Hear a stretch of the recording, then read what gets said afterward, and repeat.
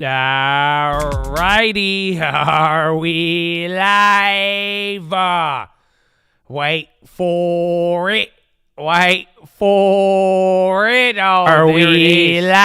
Yes, we are live. All right, ladies and gentlemen, I don't know when you're seeing this, but this is going to be your live watch list. So I got a little bit of a breakdown afterwards. We're going to see how things play out here, but we listened to it last quarter, so I thought we'd give it a run here. Why not? We could do a little bit of live watch list. Yeah, we're live, baby. So the conference call for Tesla. Forward-looking statements. Oh, there it is. Let's begin. These comments are based on our predictions and expectations as of today.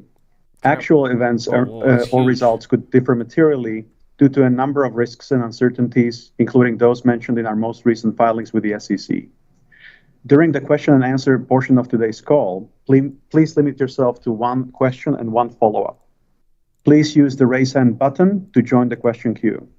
But before we jump into Q&A, Elon has some opening remarks. Elon? Thank you, Martin. So just a Q1 recap.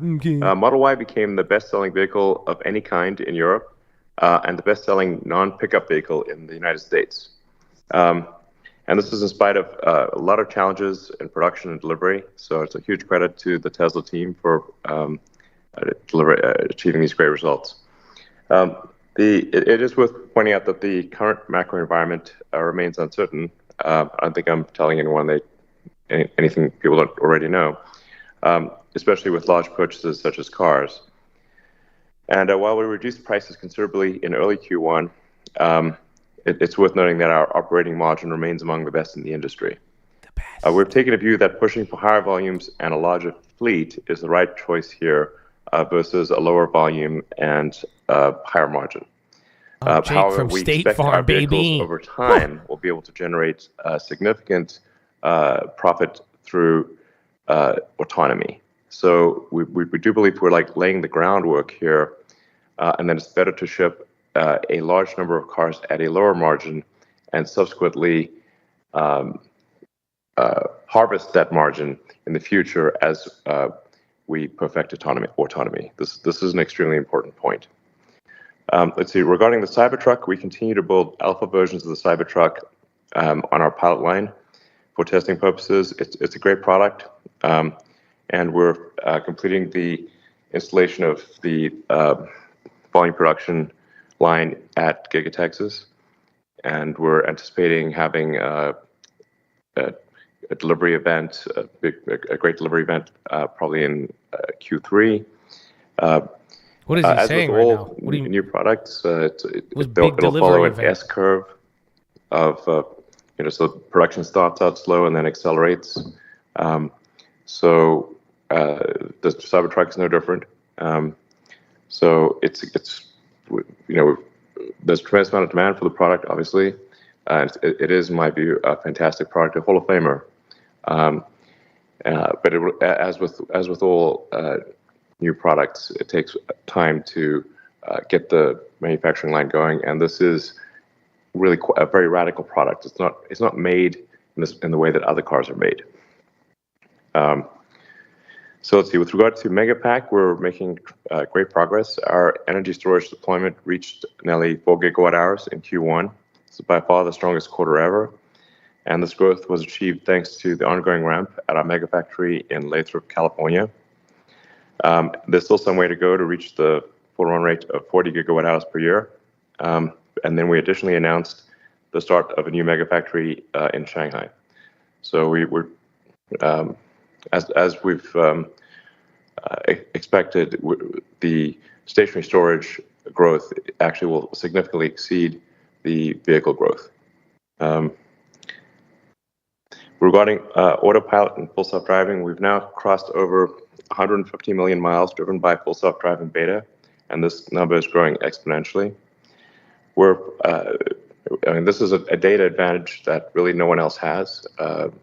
Those who understand AI will understand the importance of data, of training data, and how fundamental that is to achieving an incredible outcome. So, we're also very focused on improving our neural net training capabilities, as it is one of the main limiting factors of achieving full autonomy. So we're continuing to simultaneously make significant purchases of NVIDIA GPUs and also putting a lot of effort into Dojo, which we believe has the potential for an order of magnitude improvement in the cost of training. And Dojo also has the potential to become a sellable service that we would offer to other companies in the same way that Amazon Web Services, offers web services, even though it started out as a bookstore. So I really think that the Dojo potential is very significant. In conclusion, we're taking a view that we want to keep making and selling as many cars as we can. Despite this being an uncertain macro environment, this is a good time to increase our lead further, and we'll continue to invest in growth as fast as possible. Once again, I'd like to give a huge thanks to all Tesla employees worldwide for doing an incredible job again, and super appreciated. Thank you very much. And Zach has some remarks as well. Yeah, thanks, Martin. I want to start by congratulating the Tesla team for record vehicle production and deliveries. Defensive this quarter, and I also want to congratulate our energy storage team for record volumes as well. There's 3 main points I want to make. First, automotive gross margin and operating margin reduced sequentially. I'm here. But as like Elon the video. mentioned, these remain at I got a watch levels. list after this. We're listening, In particular, baby. automotive gross margin was impacted by a few factors since our discussion on the last earnings call, which include additional action taken in the second half of the quarter to improve vehicle pricing, and one-time items, most notably warranty adjustments on older S and X vehicles, as well as increased deferred revenue for certain autopilot features as we transition technologies. Progress on vehicle cost reduction continued in Q1 with meaningful improvements on logistics and the beginnings of some commodity cost reductions starting to be realized. Per unit costs for Austin and Berlin improved as well, driven by record volumes. However, these factories still provide a margin headwind and will likely continue to do so until after we reach and stabilize at our intended volumes. Note that Q1 was our third quarter in our multi-quarter plan to move to a more regionally balanced mix of build and deliveries. As I've mentioned previously, this results in lower deliveries than production within a quarter due to a higher volume of cars in transit at the end of the quarter, and has an associated impact on quarter-ending free cash flows. This was particularly prevalent in Q1 for S and X as we begin exporting cars for international deliveries. Second, our storage business is starting to take shape, and this is exciting to see after many years of investment and focus. This business is growing as a percentage of the company's revenue and reached its highest level yet in Q1, driven by an increasing rate of deliveries for our Megapack products. We are also making progress on storage profitability, generating our highest gross profit yet in the quarter. Third, I want to reiterate the philosophy by which we are operating the business this year. Our approach is to grow volumes as quickly as possible in both our vehicle and energy businesses. We plan to continue to invest heavily into our future plans, which include the Cybertruck, next-generation platform, in-house cell production, energy storage business, and our autonomy and AI-enabled products. And we plan to do this while keeping the business financially healthy and industry-leading. To accomplish this, we need to remain focused on cost efficiency and working capital, and in particular, unwinding the strategic inventory buildup left over from the pandemic. I want to conclude by thanking the Tesla team again, as well as thanking our suppliers and our customers. Thank you very much. Yeah, we just want to hear about the margin. Let's go to investor questions on say.com. Let's go, baby. The first one is, margin. What is the process to make auto pricing adjustments? Margin. What variables do you consider? Margin. How frequently do you review pricing?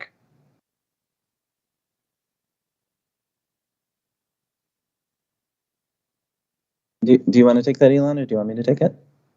They're like, my next apologies, question. sorry, I was on mute. Yeah, I think this is not something that we can really talk about. It's just we do our best to evaluate the production output, macroeconomic conditions, and we make a decision. But it's unless there's something you'd like to add, Zach. He's pretty much saying we determine the price I think based that's on right. the vibe. As a team, we review where He we said it's stand all about the globally vibes. on a weekly basis, and certainly can't get into the details of the reasons why certain decisions are made. But it is something that's very actively managed by a subset of the leadership team. Thank you. The second question is, do you still believe Tesla Energy will be bigger than Auto? And when will you provide more formal guidance on Megapack and overall Tesla Energy? Yeah, I should just clarify, like bigger than Auto from the standpoint of like total. These are weird. I don't think these are analyst questions. I think these are just random investors. So it's possible automotive revenue may be higher, but gigawatt hours, I think, will be probably higher with stationary storage. If you just look at what's needed to transition the world to a sustainable energy economy, there is more stationary energy storage needed than there is mobile energy storage. Interestingly enough, Ford and GM are going down on this. And we are seeing growth of our stationary storage well in excess of automotive. So that is in line with expectations. Yeah, and on the guidance part of the question, and maybe Martin, we can combine this with the next question, which is on guidance for margins. Just have a single comment there. You know, I think we will get to the point where we as a company provide guidance on the storage business. I say storage is a combination of both the Megapack business and the Powerwall business. You know, relative to total revenues of the company, it's still fairly small. And the business has a lot of volatility currently, both in terms of volumes as well as financials, just given the small volumes and kind of diversification of the customer pool there. But as this business grows and smooths out, I don't think we're that far away from it. You know, I think including these volumes on our day 2 production and deliveries release is something that we'll start doing. And then we can talk more formally as a business about our expectations over the coming year. I think it'll be a few more quarters before we get there. Thank you. The next question, as you said, was already answered. So let's go to the battery question. Oh, sorry, just one other thing I wanted to mention on margin. You know, while we're not providing specific guidance there, I mean, just to set expectations of where we think this business will go in terms of margins, you know, probably generally in the ballpark of what we've seen historically on the vehicle business. So sadly, they're talking about margins. We generally look to about energy, not about the car business. For any program that we launch. And so we're not there yet about on this business, operating but that's what 11%. We're hopeful to get there later this year, but that's not a promise. That's an aspiration. Thank you. The next question is, how well are 4680 cells meeting the expectations described on the battery day? How long will it be until the cells meet those goals? Drew? Yeah. So on Battery Day, we established a cost down roadmap through 2026 across 5 areas of effort. There was the cell design we discussed, anode and cathode materials, the structural pack concept, and the cell factory itself. We've been making progress across all these aspects since then. For the cell factory, the Texas 4680 factory, we are partway through building and commissioning and installing and operating. Will be 70% lower capex per gigawatt hour than typical cell factories when fully ramped, in line with what we described on Battery Day. And we're continuing to further pursue densification and investment reduction opportunities in future factory buildouts like in Nevada. On the cell design, we're in production with not only the first generation tablet cell we unveiled on Battery Day, but a second, more manufacturable version in Texas today. On the cathode material side, we have a number of activities underway per the Battery Day roadmap. For lithium, our Corpus Christi lithium refinery breaks ground this May. Our goal is to start commissioning portions of the facility before the end of the year. The refinery uses the sulfate-free spodumene refining process with reduced process costs, no acid or caustic reagents, lower embodied energy, and actually produces a beneficial byproduct that can be repurposed in construction materials. We discussed all of these concepts on Battery Day. Same with cathode precursor. We've successfully demonstrated a lower process cost, zero wastewater precursor process that we described on Battery Day at both lab and pilot scale, and are in the detailed design phase for incorporating this technology into the front end of our Austin cathode facility.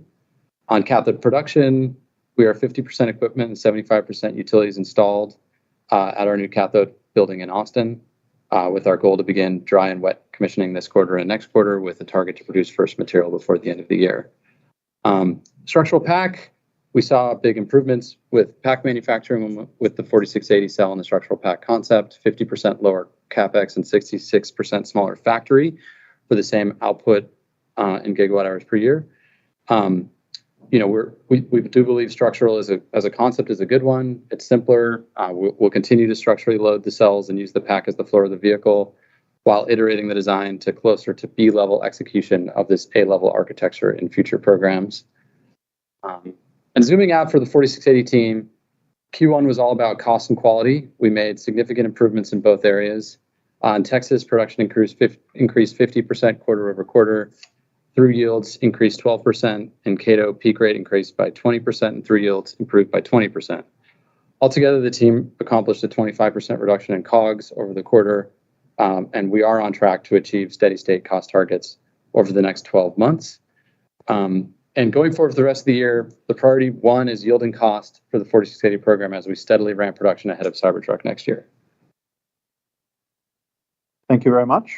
The next question is, what do you anticipate 2023 automotive gross margins ex credits will be at the company's current pricing levels? Yo, you really did predict that question. Chad. Yeah. Let's I go. can This start is it, off on though. this one. This is a difficult environment to make a projection like this. There's a lot of macro uncertainty.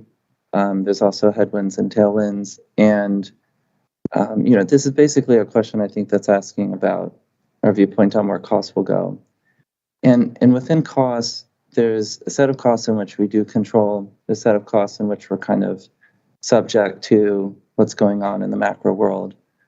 Within the bucket of things we control, the most of the cost down that we're working on is around ramping our Austin factory, stabilizing that, and then doing the cost optimization work once we get to our intended volumes there.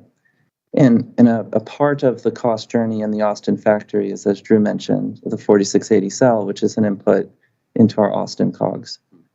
And so, as the 4680 program improves over the course of the year on cost, as Drew mentioned, and then the non-cell portion of the factory improves, we see a pretty good trajectory in the Austin facility. But a similar story exists in the Berlin factory. It does not have 4680 as an input, but for that factory, the journey to complete localization is still ongoing.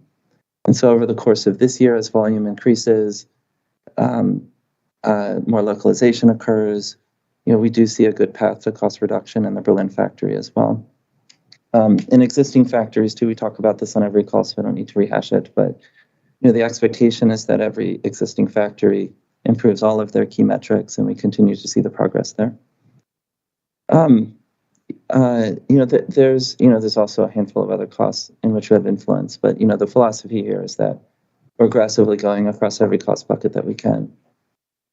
Within the world that we don't control, the two major costs there being logistics, which fortunately is moving in our favor. And I think our supply chain team has done a great job both on logistics optimization and taking advantage of reduced spot rates where they can. So thank you to our supply chain team. And then there's the commodities world, which has been a huge page point in our cost structure over the last, say, 2 years or so. And we're still kind of at the maximum of paying for commodities in our cost structure. It kind of maxed out in the second half of last year. We did start to see in Q1 a little bit of improvement. We think there'll be a little bit more improvement in Q2. But lithium has dropped a lot. It's worth mentioning that the price of lithium has dropped significantly. Yeah, and that's the piece that we expect to see more impact from in Q2. And generally, as a company, we do expect commodity prices to come down and have a more meaningful impact in the second half of the year. Yeah. So, this is our approach. How that nets out, just a lot of risk, and we'll have to see how the year progresses. Thank you. The next question is, how has global order intake tracked since the most recent round of price cuts? I think the overall thing we can say is that orders are in excess of production. Thank you. And maybe the last question from investors.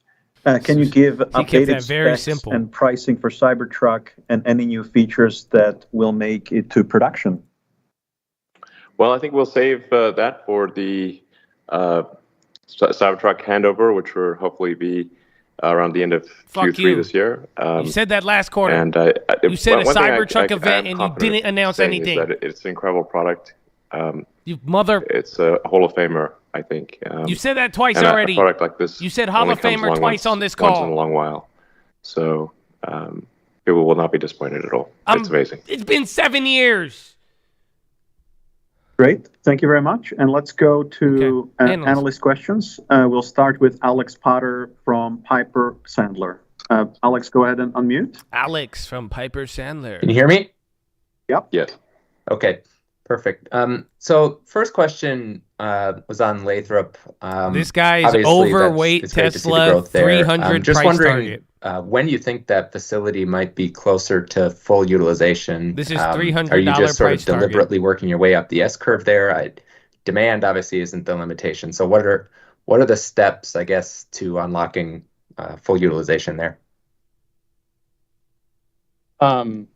Sure. There are some classic, factory ramp aspects of what's going on in Lathrop. We actually had 2 phases of the CapEx there. We phased some of the general assembly parts of the facility.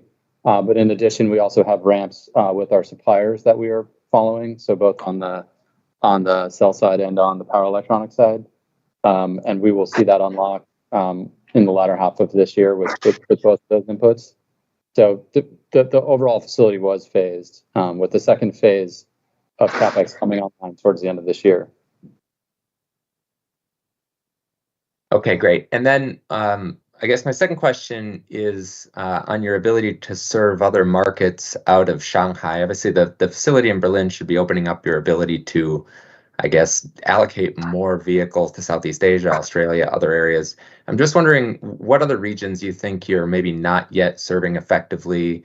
What are your timelines for addressing some of those gaps in your regional exposure? Thanks. Yeah, that's a good question, because there are still many parts of the world that we do not yet serve with respect to vehicles, especially. So we do expect to open up new markets around the world. And while those markets are not necessarily individually gigantic, they do add up to, if you add up a whole bunch of markets, they do collectively sum up to something significant. So it's high time that Tesla offered its cars to the rest of the world, and that is something that we intend to do. Okay. Thank you very much. Let's go to the next analyst, George from Canaccord. Go ahead and unmute. Hi, thanks for taking my question. I was wondering first if you could discuss this guy your FSD take rates and buy whether target you've seen any 275 significant positive or negative change there. And also, given that you've reduced the prices for your vehicles, do you think you need to do that for FSD as well? Thanks. Well, I'll decline to answer the details on the FSD take rate, but it's a tricky pricing question, because the value of a car that is autonomous is enormous. So in a way, the price right now is an option value on an autonomous vehicle, and that value is that will ultimately be very significant. And it's really. Yeah, I mean, for those that are using the FSD beta, I think you can see the improvements are really quite dramatic. There'll be a little bit of 2 steps forward, 1 step back between releases, and for those trying the beta. But the trend is very clearly towards full self-driving, towards full autonomy, and I hesitate to say this, but I think we'll do it this year. So that's what it looks like. Yeah.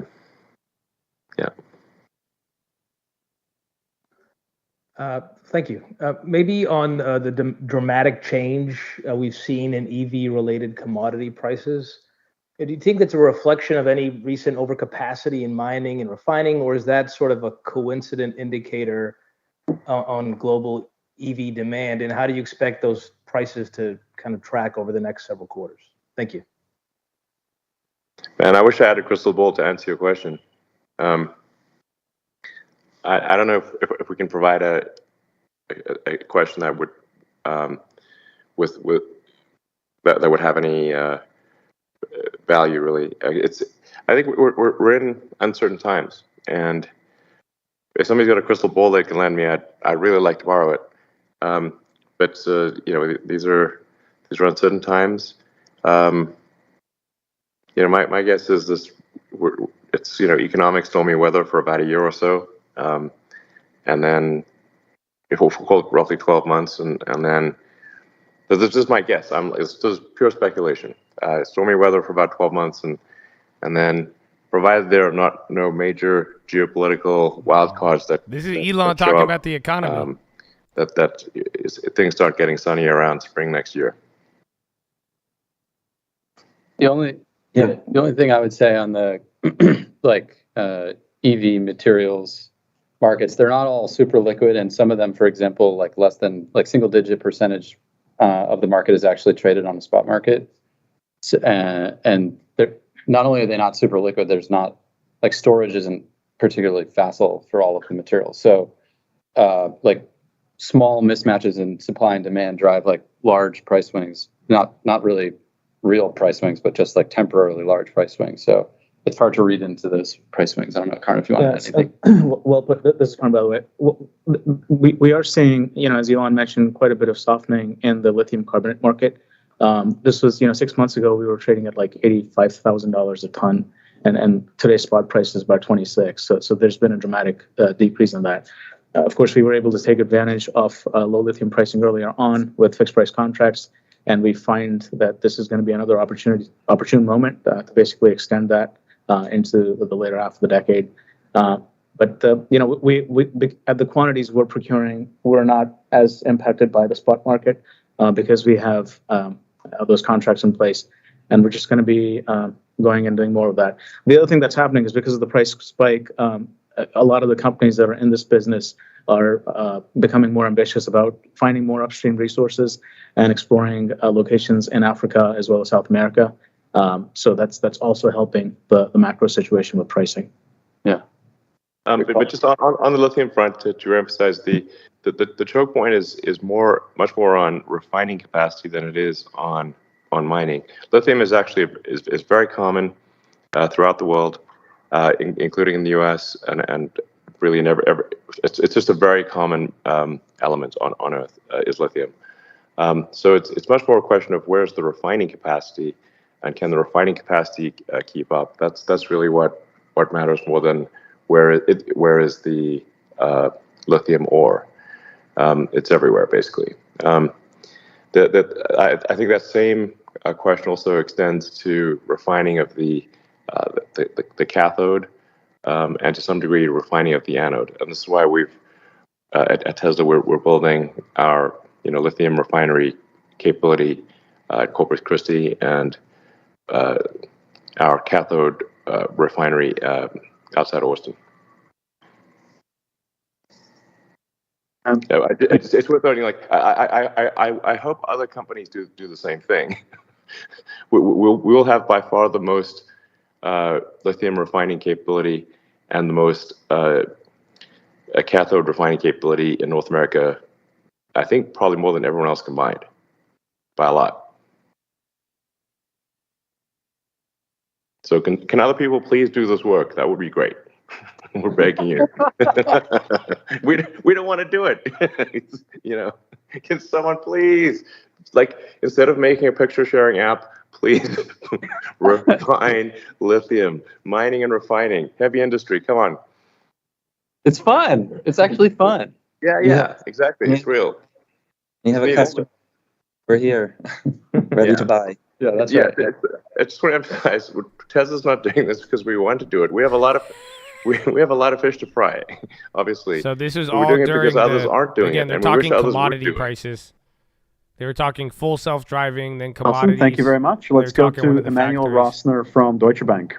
Deutsch, this guy has a buy target, 250. Emmanuel. Hey, Emmanuel, can you hear me? Yeah, we can. Yep. Perfect. Thank you so much for taking my question. Maybe a first question for Elon on your pricing strategy. So if I understand your message, you're saying Tesla feels it's worth maximizing the volume, increasing the size of the fleet as fast as you can, because you'll be able to monetize this over the life cycle of the vehicle. Can you be a little bit more specific around ways you would be able to monetize sort of like this existing fleet in the future? Obviously, I think autonomous seems to be a big piece of it. My understanding was that robotaxi would probably be for the next generation vehicle, not the existing one. So I guess in which ways would you monetize it? Sorry, the robotaxi terminology can be a bit confusing because that's sort of like a generic term for our next generation vehicle. And we obviously are working on next generation vehicle. It's going to be very compelling. This is just not the time to talk about it in detail as a product. So we internally call it robotaxi, but really all of the vehicles that have hardware 3, which is the vast majority of our fleet, we believe will achieve full autonomy. So they will be like a Model 3 or Model Y would be a robotaxi, a robotic taxi.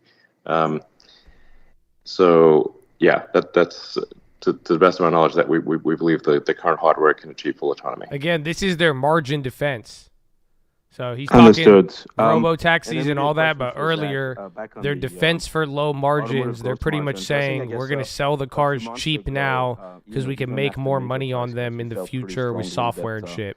20% automotive gross margin was still, probably a reasonable floor. Obviously, the macro has, gone worse, and additional price cuts have happened. Is there anything else that has changed in terms of the outlook? Is it just the macro deteriorating? Is it the competitive landscape? Anything else that sort of like makes you think differently around, the full year? And is there a way, therefore, to frame a floor? Yeah. About half of the miss against that previous conversation last quarter is attributed to adjustments we made in pricing in the second half of the quarter. I guess you could argue that lowers the floor in a sense. We've also made pricing adjustments so far this quarter, so that brings it down further. About the other half of the miss in Q1 was attributed to things that are non-recurring. So I mentioned these in my opening remarks. It's a warranty adjustment for cars that were previously produced but not part of the pedigree of cars we're building now, and some autopilot-related deferrals as we make some technology changes here that those deferrals should get recognized once some of the software catches up. So those two things are non-repeating. So hopefully that helps answer your question. Yeah, I mean, there's really two macro factors that are tricky. The biggest being the interest rate. So if there's a very high Fed rate or interest rates are very high, that is every time that the Fed raises interest rates, that's equivalent to increasing the price of a car. It makes the cars less affordable because people are able to buy cars as a function of what they can afford on a monthly basis. So it's just almost directly equivalent to a price increase is any kind of interest rate increase. Then the other factor is whenever there's uncertainty in the economy, people will generally postpone. Is Elon tying Tesla prices to interest rates? Like a new car.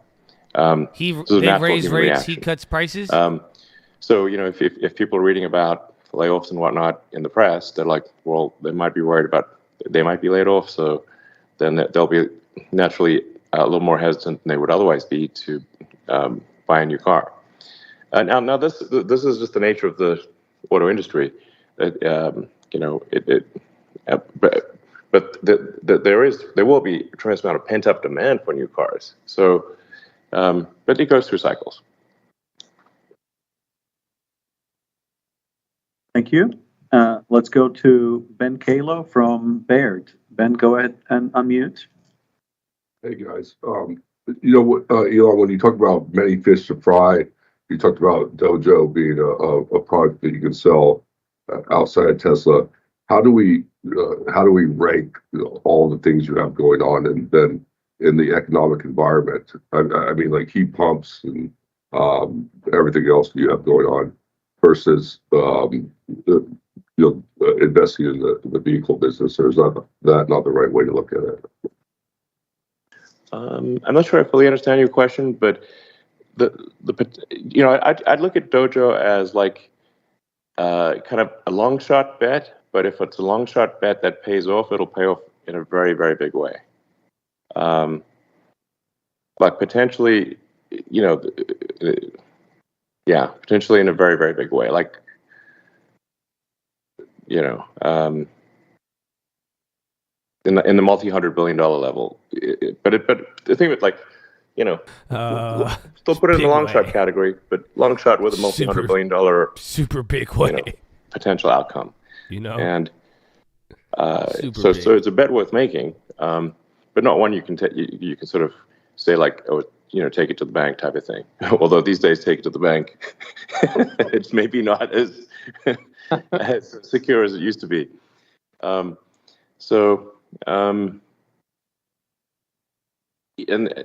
obviously we're big believers in heat pumps, and that is on our list that, over time is to do a really good heat pump for homes and, commercial offices and stuff. And we have the technology; it's really good, but it's still a back burner item.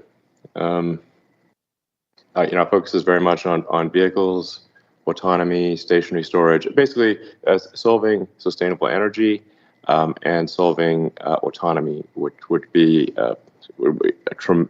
like I said, solving autonomy.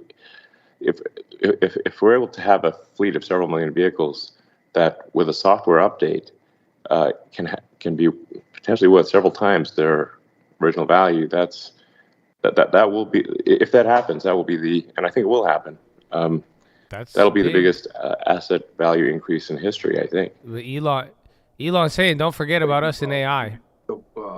But this is what they're banking on. Software upgrades is why they're going to say they're trying to justify cheaper cars. Losing share or gaining share.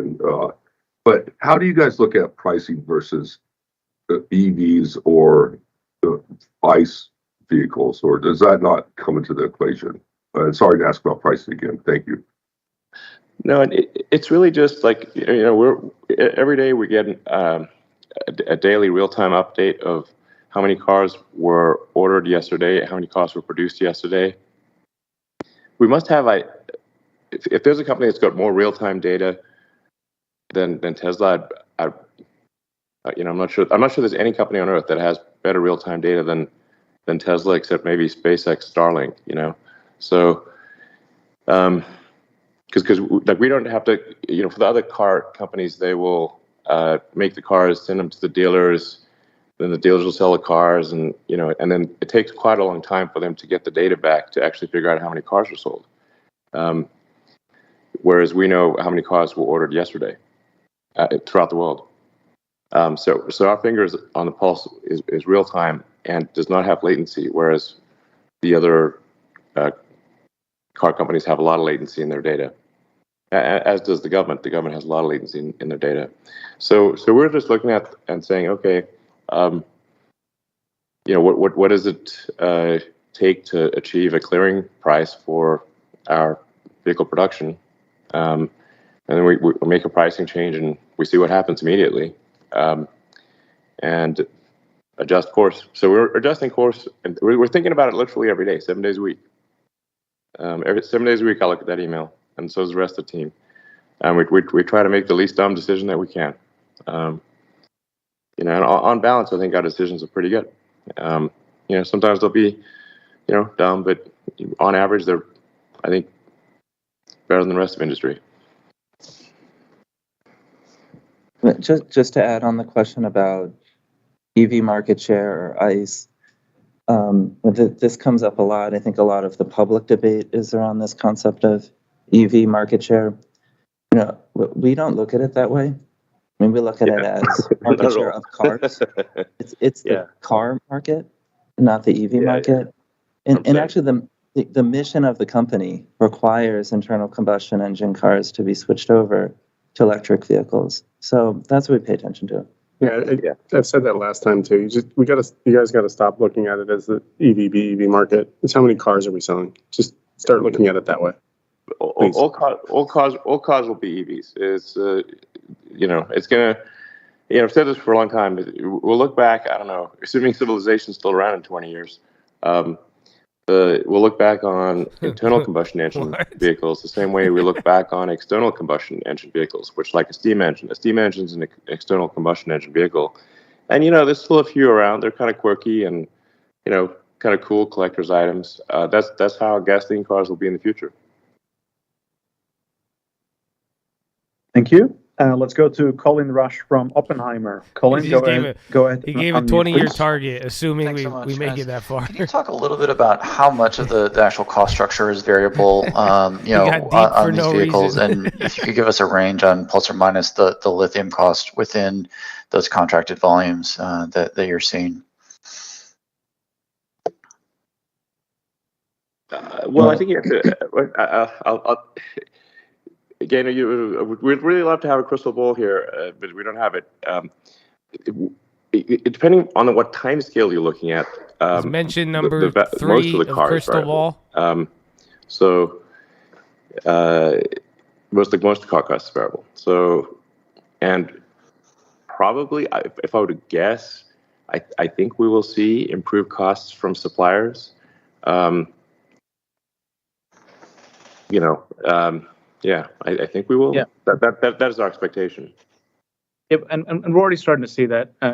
Elon, I think you had mentioned before we anticipated a crash in the lithium prices, and some of that has flowed through by way of lithium carbonate reductions into battery cost. And the same thing will happen with lithium hydroxide. The length of the supply chain matters also, because what we're talking about is very far upstream. So by the time it makes it into the battery that ends up in a car, it'll be several months. But beyond just the commodity pricing, as Zach mentioned earlier, we're also very focused on other metrics that make production very efficient. So, for example, detention and demurrage, air expedites. I think our air expedites are down 90%. Detention and demurrage is down 93% from the peaks. That can be hundreds of thousands of dollars per vehicle. So we're sort of attacking all vectors and becoming very efficient. Okay, and then my follow-up is really around stationary storage demand on the utility scale. I mean, obviously there's a gigantic queue for interconnection in the U.S. And can you talk about the volume of quotation you're seeing at this point around stationary storage for that renewables queue on a global basis, and how much of that is converting into actual sales? Drew, you want to take that? I mean, I don't. That's also not exactly how we look at it, really. We're not we're not engaged in the interconnection queue. Like, we're focused on ramping Megapack as quickly and efficiently as we can, and we have visibility into the pipelines of a variety of different renewable energy and just pure stationary storage developers, and we also develop our own projects. And we're mostly just we're being selective and trying to pick the projects that best fit our mission and our objectives. Yeah, this is not a product call, but we'll have something. I mean, we're making improvements on many fronts, including Megapack. So I think some of those improvements will improve the speed at which you can connect the Megapacks to the grid. Thank you. The next question is from Mark Delaney from Goldman Sachs. Yes, good afternoon. Thank you for taking the question. Do you still see 2 million units as an upside case for volume this year? And is the gating factor for reaching 1.8 million or 2 million units in 2023 still supply chain, as was mentioned on your last conference call, or is it more about demand at this point? This guy's buy 210 target. Well, if you have a crystal ball, you can lend me. Back to the crystal ball situation. These are volatile times. Mentioned 4 of from a crystal production ball. standpoint. If things go well, we've got a shot at 2 million vehicles this year, but that is the upside case, and we feel comfortable with 1.8, and we'll just have to see how this year unfolds. That's helpful, thanks. And then the company had spoken at the Investor Day and in some of the past conference calls about opening up its vehicle charging network. Can you speak to some of the feedback you've been getting from both Tesla owners and non-Tesla owners, and how the ramp of the charging network may progress from here? Thanks. Drew, you want to take that? Yeah. So as you may have seen, we opened our first V4 post in Europe and our Magic Dock post in North America in Q1, and that is indicative of the direction we're heading with universal compatibility for all vehicles of no matter where the charge port is, et cetera, in all major markets, and we're going to continue to roll out those sort of improved offerings as we build new stations. We're always balancing like our ability to serve our own customers with our ability to serve new customers when doing that. I think we've been able to balance it rather well. For example, in Europe, 50% of all of our supercharging stations are open to all EVs, and we've been able to do that without any increase in wait times at all for anybody. So we're going to continue to take a similar approach as we do this in North America and China over the coming quarters. Okay, thank you very much. Let's go to Rod Lache from Wolfe Research. Hi, everybody. Hi. I just wanted to first just follow up on your comments in your letter about leveraging your cost position as others struggle with unit economics and also taking into account the lifetime revenue. Actually, in a way that most other automakers will never see, just given your service network and supercharging and other attributes. Can you just maybe give us a sense of how far you'd be willing to take this? Are there brackets around the range of initial margin that you'd be comfortable with? And again, any color that you might provide on the updated range of margins that you'd expect in the auto business? I think we may have answered this question or tried to answer this question a few times, but it's difficult to say what the margin will be. It depends on what the macroeconomic environment is like. So for example, if the Fed were to lower the rates, that would be super helpful for demand. If they raise them, that just raises the interest cost that buyers have to pay to buy a car, so it reduces affordability and therefore reduces demand. So it's, but if we look past, say, this year or like go sometime next year, middle of next year or something, I think things are looking really. I think like I said, all bets are off if there's some major geopolitical wild card that turns up. But in the absence of that, I think I would be very optimistic about middle of next year, end of next year. Yeah, and just to add to Elon's comments, just two other points. What's really important for us this year, in addition to just managing the day-to-day of the business, but is also investing in, as Elon mentions, what 2024 and 2025 will look like. And so, using the cash generated from the sale of products today and reinvesting that, this is very important for us. I think that what happens to margins over the next couple of quarters only matters in the context of what that means for our ability to reinvest into 2024 and 2025. And we have a lot of space before that becomes something that we have to revisit our investment plans. And so, we're planning to keep the business healthy. But I just want to caution folks about reading too much into what happens over the near term here, because we're very focused as a company on making sure that when we exit this macroeconomic situation, this company is positioned in the best possible way. Yeah, exactly. Just to elaborate on that point, though, the revenue, the long-term lifetime revenue that you're targeting from each vehicle is massive. So if you took that to the extreme, it would seem that you'd be comfortable with a relatively low initial margin. Am I correct? Misinterpreting that, or is that exactly Right, and That just is exactly right. Bro, they're like okay, tripling down on this idea. Normally in a talk about this recession, after. when consumers feel less financially secure, actually price elasticity deteriorates. Just based on your pulse taking of the consumer, do you have a view on elasticity of demand?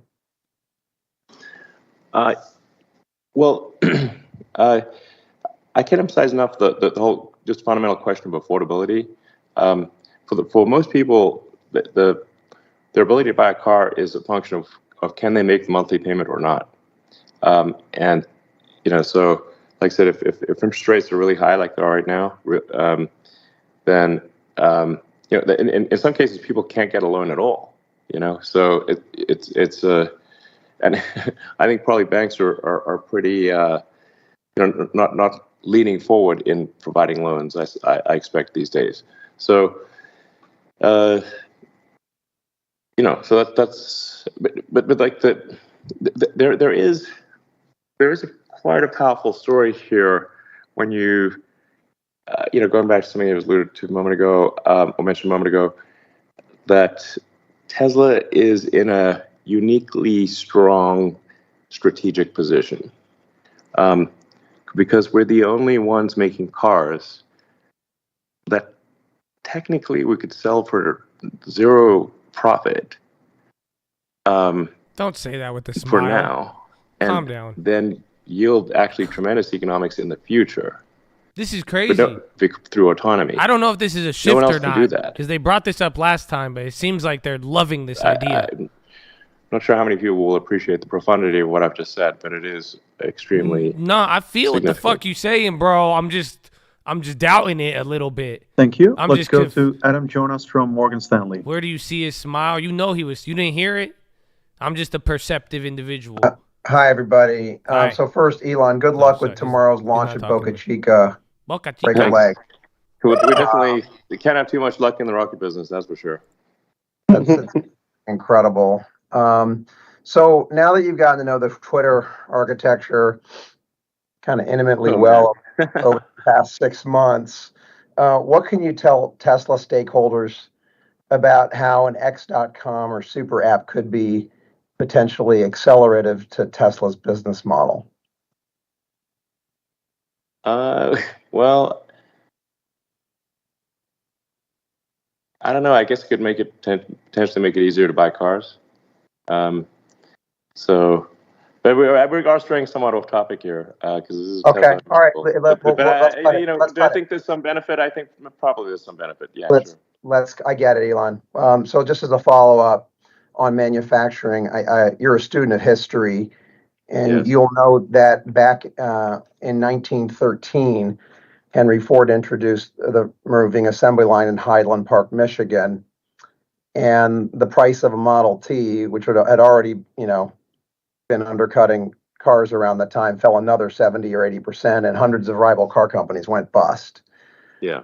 I'm wondering if history is repeating itself here, Elon, and that the recent pattern of cuts with you is way ahead of the cost curve compared to competition, or is this? It seems like it's a calculated strategy, not just in reaction to competition or changing supply demand in the market, but could we catalyze some Darwinian forces in the EV market? Well, I mean, we're not trying to say take pricing actions in order to be deliberately undermine competitors or anything like that. We really don't think about competitors that much. We just look at do people like our cars? How can we make the product better? Can they afford our cars? To start beef.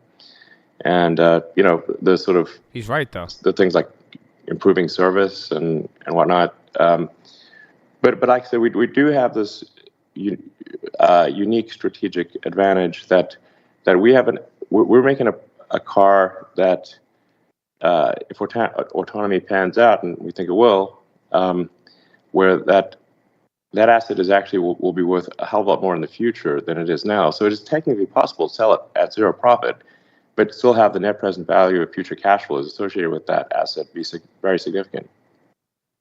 Yeah. And service and charging and insurance and all of these other ongoing revenue streams that other companies don't have. Yeah. Certainly, we want all EVs to succeed too. We just want to say that we're not in like some malicious attack to try to just crush everybody. Definitely not. We're like opening up superchargers. We've made our patents available for free. So it's like we're trying to be helpful here, you know. So we're not out to just destroy competitors or anything like that. We're trying to help competitors, frankly, in any way that we can. Futures are dumping a little bit. Thank you. Let's go to Dan Levi from Barclays. Hi, good evening. Thank you. This guy's 230 price target, overweight. You're ramping supply at Austin and Berlin, so I wanted to understand just how critical it is to further increase volume at those plants just to get the vertical integration benefits in the face of the sort of market with some demand questions. And just broadly, should we historically you've been operating at the pace at which your supply allows you to produce as opposed to gauging to demand. Should we generally expect that you're going to continue to produce at your whatever the max capacity that you're allowed within your supply constraints, regardless of what the broader economic environment is, just to continue to get that volume out there? That is, yes. I mean, there could be like obviously a macro shock that is so severe that people just stop buying cars for some reason. But in the absence of that, we will continue to grow output at a rapid clip. Great, thank you. And then just on the margins associated with Austin and Berlin, you mentioned Austin and Berlin have a margin drag until you reach intended volumes. I don't know if you can disclose what those volumes are. And then maybe you could just remind us of what the margin profile of Austin and Berlin will look like versus Shanghai once you get the vertical integration benefits in place. Well, probably won't be quite as good as Shanghai. Shanghai is hard to, has a very efficient cost structures. Obviously our lowest cost structure in the world. But we do expect to make significant improvements in Austin and Berlin, and continue to make improvements in Fremont as well. So, we've increased, this is Roshan by the way, we increased our localization efforts, so that will then drive down our days on hand requirements. We've made 10% quarter-on-quarter improvement in days on hand. So we'll continue that path as the localization improves. Okay, thank you very much. And our final question comes from Philippe Bourgeois from Jefferies. Final question. Yes, good evening. Thanks for taking the question. It's slightly longer term. 230 price target agree as with well. Your comments that we should look at Tesla in terms of auto market share, not EV market share. But I'm just wondering, as you build up the market share globally, is there a limit to the direct selling business model as you practice it?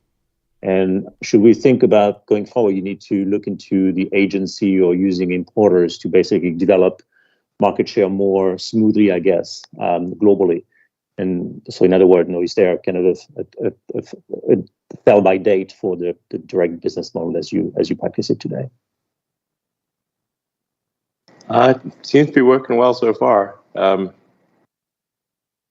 Because we hear different feedback from customers who miss the human interaction or unhappy with the service, and I'm just wondering if you're seeing some growth pains in there that would lead you to change.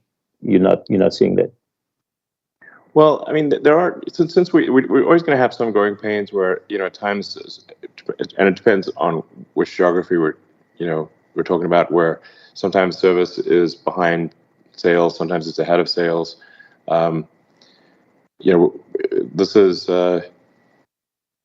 Tesla's growing, I believe, faster than any company in history that makes a large, complex manufactured object.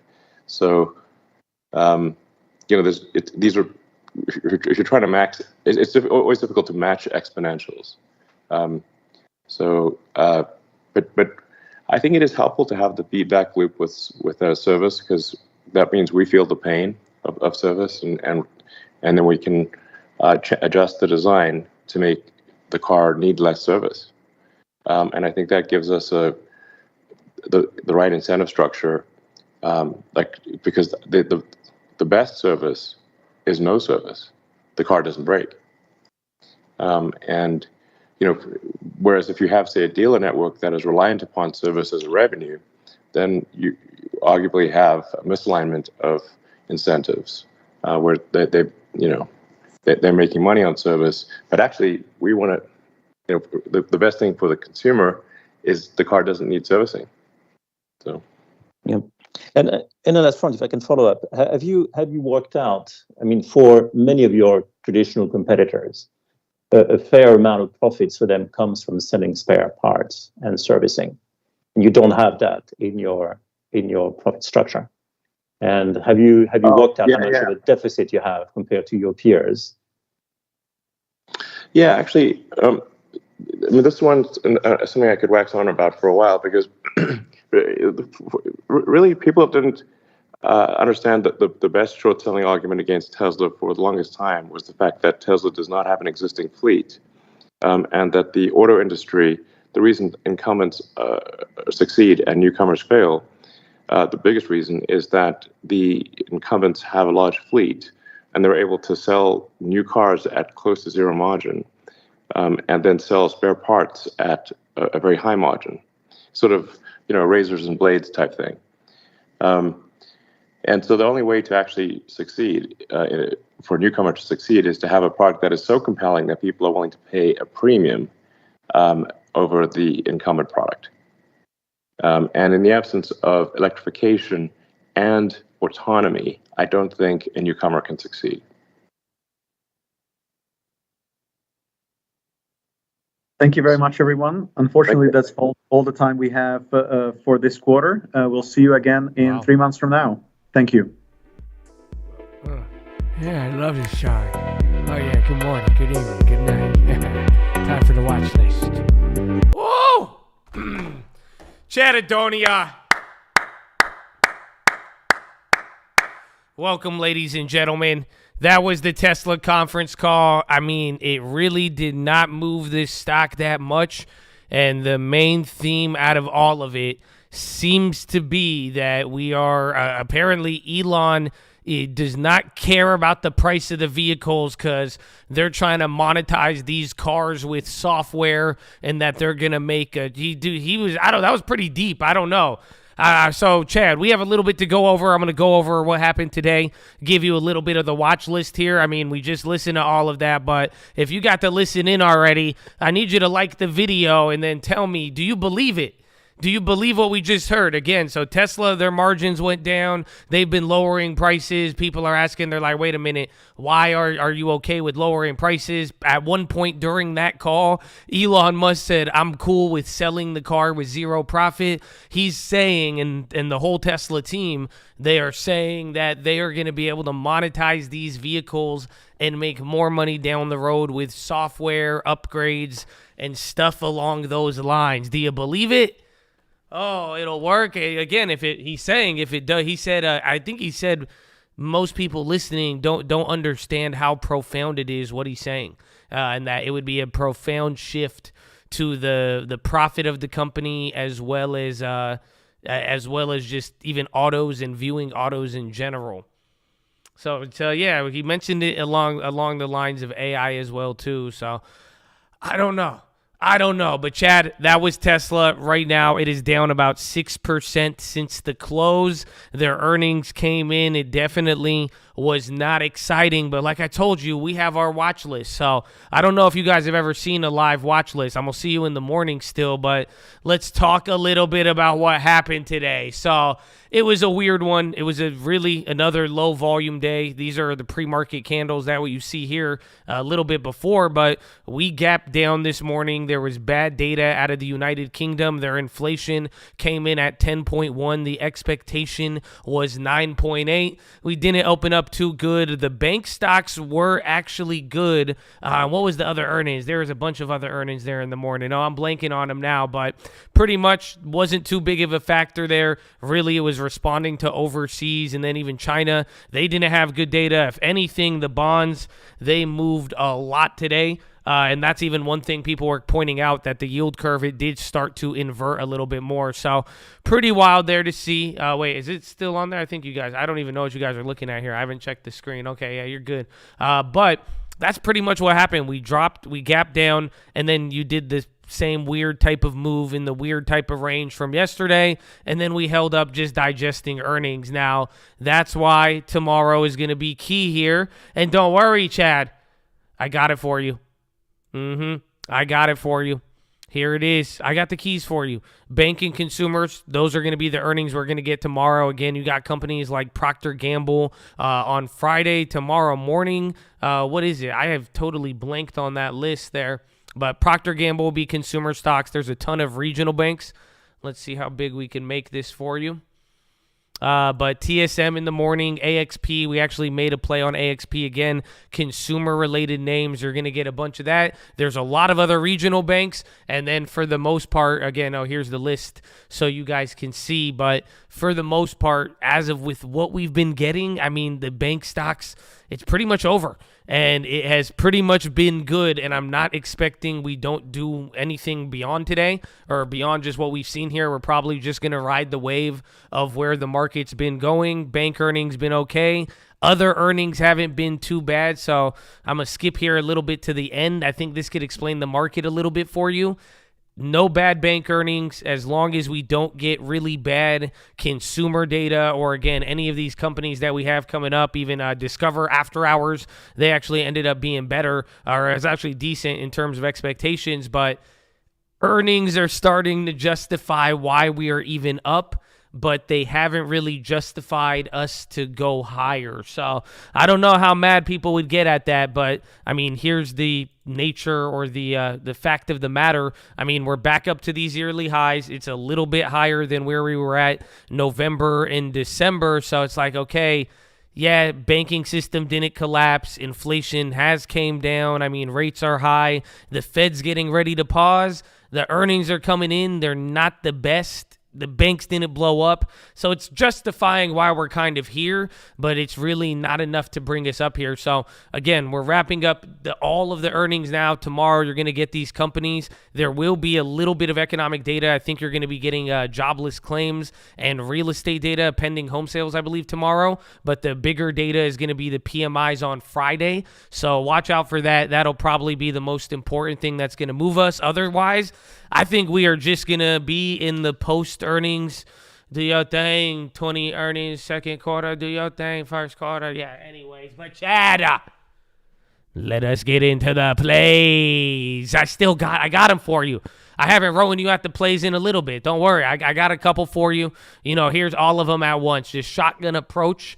The first play, we could even go over a couple of the plays that I made. Like I said, I did a AXP. I'm gambling on that one for earnings. I still got my Tesla and Netflix too. I know you're crazy. Okay. Anyways, first play of the day, biotechs. Again, we've been seeing it a lot today. They have been in their own little world. I'll give you an update on the biotechs. I'll do it tomorrow. Today's Wednesday. Yeah, I'll give you the biotech update tomorrow. Like I said, most of them have moved pretty good, but if you have been watching throughout the days, I mean, there's been a ton of random biotechs. There is going to be a lot of FDA action this month, and it's not all PDUFA. So that's why I'm putting this up here. I hope I could give you the warning right now.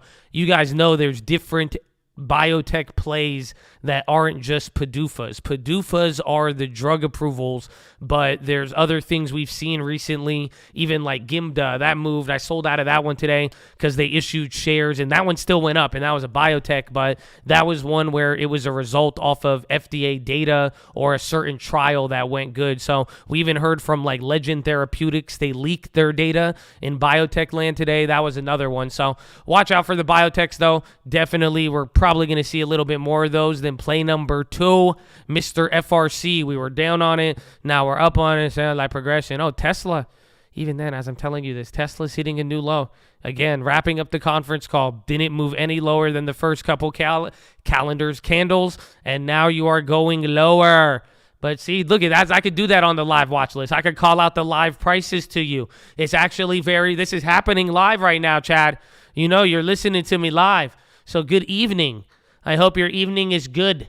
I hope you have a beautiful evening. But play number 2, FRC. Like I said, banks were going up, down, all of that good stuff. But Western Alliance now, people are going crazy after their earnings were good. Western Alliance, it still went up like 27% today. We saw a bunch of the other ones, even like FRC, not FRC, PNC. I'm still holding that play. We almost have $10 a share on it. But the idea here is, I mean, if we wrap up this week and the bank earnings are good, you're going to get a couple more next week. That's where FRC falls into line. But if we wrap up this week, get more good news, no real death or destruction or Grim Reaper out of any of these banks, before you know it, as tech reports, that's pretty much going to be the end of bank earnings, and then they're all going to do their thing. So still waiting for the FRC play. I do like the arbitrage on it. Again, 100 shares has not been violent. I think we were up like $50 on it today, closed right at break even. We were down $100 just a couple of days ago. So we will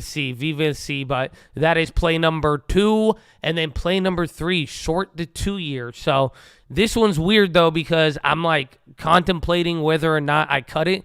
And I even have it right now. I'll show you what I'm talking about because I like the play. I did it a couple days ago, and I told you before bank earnings, before any of the earnings, the general logic was if the earnings are good and there's no imminent banking problem or collapse, that would be bearish for the bonds because as of recently, everybody was buying the bonds after SVB. So honestly, it's live. So I think we could get into this a little deeper here, and you'll see.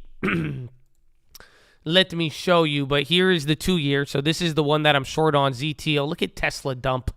Oh, man. But this is the bonds. I mean, this is the 2 year. It looks pretty much exactly like the 10 year. That's /ZN. The 2 year has gone down more, aka the 2 year yield has gone up. If this chart goes down, that means the yield going higher. So when you hear, as of the last couple of days, this is how we've made money recently, you have heard about the 2 year bond, the 2 year yield has gone above 4%. That was this going down. That's why I made money by shorting this. So the idea is if yields go up, this thing starts to go down. But look at right here, March 8th, March 10th. What was this event right here that made bond yields going down, meant the 2 year yield was shooting 4 or 5%. Why did it shoot back down? This means the bond yields went down by going up. What happened on March 8th? It was all the banking collapse, the banking issue. The logic here, even a couple days ago, I think we took it like right around here, I believe. So like right, it was here or here on one of these, but the idea was right ahead of earnings, if the banks were going to end up not being that bad, if even the rest of earnings weren't going to be that bad, inflation has already been worrisome. That's what we got out of some of the data here and there. I mean, theoretically, you wouldn't expect the bonds to hold up this bid and then yields would come back up. So that's why we went short on it. So I've already caught a decent amount, and as you see, we're getting into the couple of candles. So bank stocks haven't recovered fully from SVB, neither have the bonds, and that's pretty much the play that is the 2 year. So I do expect the curve to invert, and that's why I went for the 2 year. Again, the shorter term would essentially, if the Fed just stays longer for 3 to 6 more months, the short term, shorter duration, that would get affected more. That would be more likely to shoot up. But the whole idea here is coming into this earnings is if things end up good, the 2 year should come back below the banking crisis level. So I think it's already moved a lot. I'm already up like $1,000 on the trade. So I'm saying it might bounce given the recent move that we've seen. It shot down like 5 days. You kind of saw this earlier or middle, or I guess, that was already June, but that was last year. But it kind of did a move like this off the bottom. Yields shoot up. People have an expectation, and then that idea and narrative dies. That's how the bonds look. So hopefully we get that here again.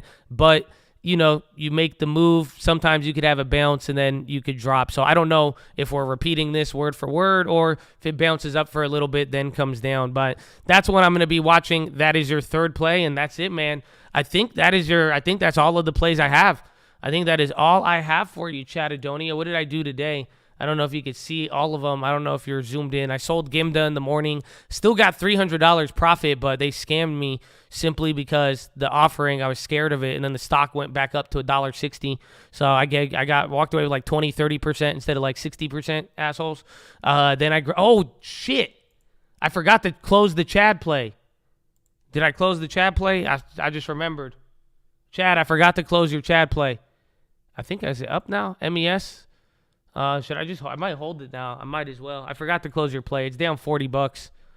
I totally forgot, Chad. My bad, man. My bad. That's your fault. What? Why is it their fault? I don't know. Anyways, but we made that play. Then team, I got 50 shares of this one. They had news that they're collaborating with ChatGPT for some of the products, getting AI involved. So I'll show you the chart here in a second. And then AXP, I grabbed 50 shares for earnings, 165.07. We made a lot of money on earnings last time. I mean, they kind of even traded like a financial stock. I mean, they started dropping with all the financial turmoil. I mean, Discover was good after the bell. They're at the lower end of their candle. Remember, we traded this to 170, I believe, last earnings. We had a good hit on that just about 3 months ago. So I really like that one. And then what was the other one? Team Atlassian. They're going to have a pre-earnings run-up, but they still have till May 4th, a.k.a. Powell Day. But they haven't really moved much. They have gapped up a lot from here. That is the worrisome part. They're kind of expensive. I mean, 116.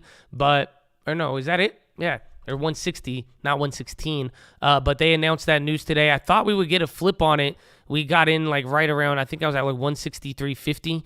So pretty much right around here. Closed a little bit below that, but hopefully I could flip out of that one tomorrow. And then Tesla's dead. Tesla 11% now. That's not Tesla. That's Tesla 7.3. Okay, so you're at least getting towards what the options were pricing in. Maybe people will get break even. That's exciting. But Chattadonia, that is pretty much it. That is your watch list, man. That is your live watch list. I love you all. God bless you. Drink that water. Stay hydrated. Stay healthy. You should remember this by now. Do you want me to get awkward? You want me to get awkward? I don't want to get awkward with you, man. You want me to get I won't get any questions, actually. Now that it's live, I love the fact that it's live. Any questions or comments? So your watch list would be coming out in around 15 minutes. So we are right on schedule. Thank you, my friend. Thank you for being here. Make sure you drop that like. Is there any remaining questions or comments? This is your chance. Live and direct. The chat is a little slower. The market's calmer. I'm calmer. You know what I'm saying? I'm chilling. I'm relaxing a little. I'm sitting back, bro. That's it. No gym today. I've been working out the last 2 days. I'm sore as hell. No gym today. We got a little bit of real estate work. Got the real estate call at 6. Oh, man. Who is Bill Padufa? He's married to Hillary Bilton. No? Okay, I botched it. I botched the joke, man. I don't know. You gave me a good setup. I couldn't deliver. Thank you for being home on the drive. Drive safely on your way from work, my friend. Amen. Any recession for summer? I mean, this summer would be about 1 year since the yield curve actually inverted, and that's part of the 2-year, 10-year play. I mean, I already got this shit queued up, ready to go, bro. I was already looking at this thing. So summer, I mean, remember, it was just last July. That was the first time the yield curve inverted and then stayed inverted. So ever since July 2022, we have never, ever since the curve inverted, we have not uninverted. So that was summer, but who knows? July, man, July. I remember I was on vacation. I was in a tank top. I was chilling, trying to get a tan. I made a video. I was like, I can't believe this is happening. And then again, a lot of yield curve videos, bro. A lot of yield curve videos. Big article on full-blown recession. So I think it's possible. I think we got to take it in. But I'm not like, what's it called? I'm pretty agnostic towards it. But my time frame would be either this summer or about 6 months after that. Assuming on whatever happens and what happens with the yield curve, or assuming that the yield curve uninverts by then. But I don't know, maybe in a modern era, maybe Mr.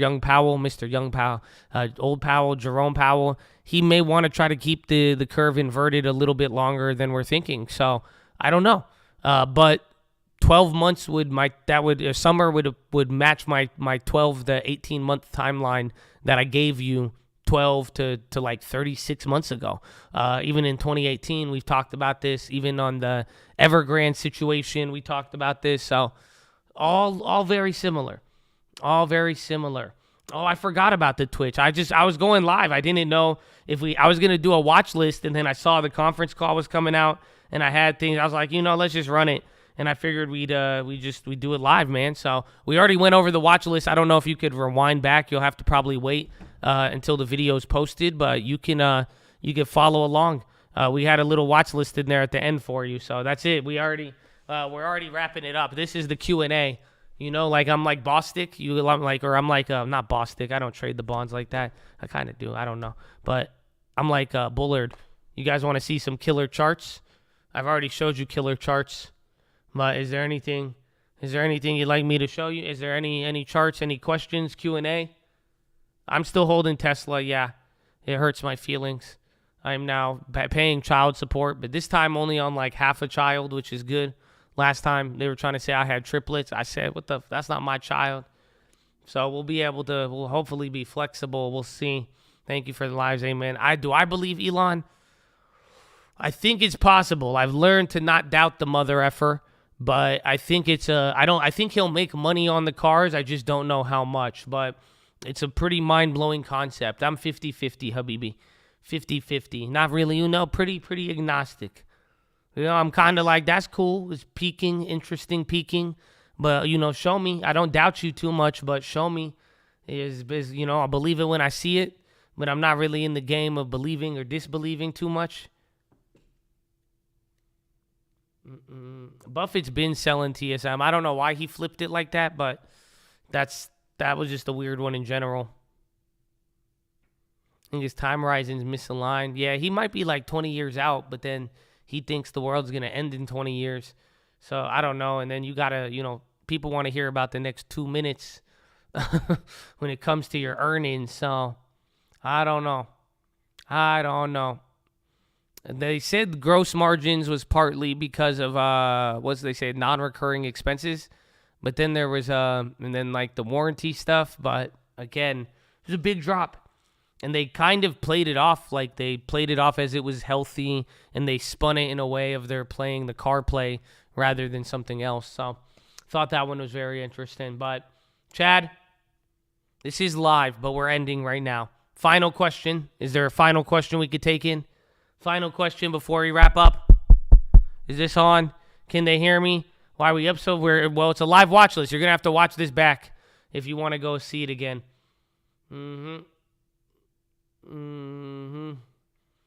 What is going on with the yen? Wow. The yen is reacting to potential policy and the data that's coming out, whether or not, again, the currency's inflating or not. Bro, Tesla's down at 169, and then the yen is also reacting to potential policy moves by the new governor, and everybody's pretty much trying to anticipate the day that he shifts policy, because when he does, it will have a big effect. And another thing is you have a lot of people talking about dollar weakness. You might have heard that lately. Well, if the dollar gets weak, that means other currencies get strong, but the yen is having its own battle with that policy situation and then balancing out against everything else. Bro, Tesla's at 169.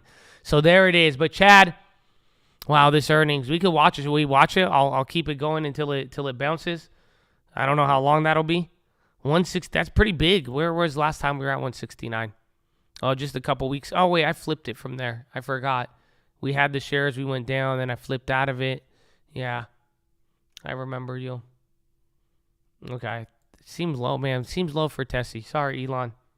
Elon didn't seem too hype on the call. I said, oh, okay, it's green. All right, well, there's a green candle. Chad, I love you.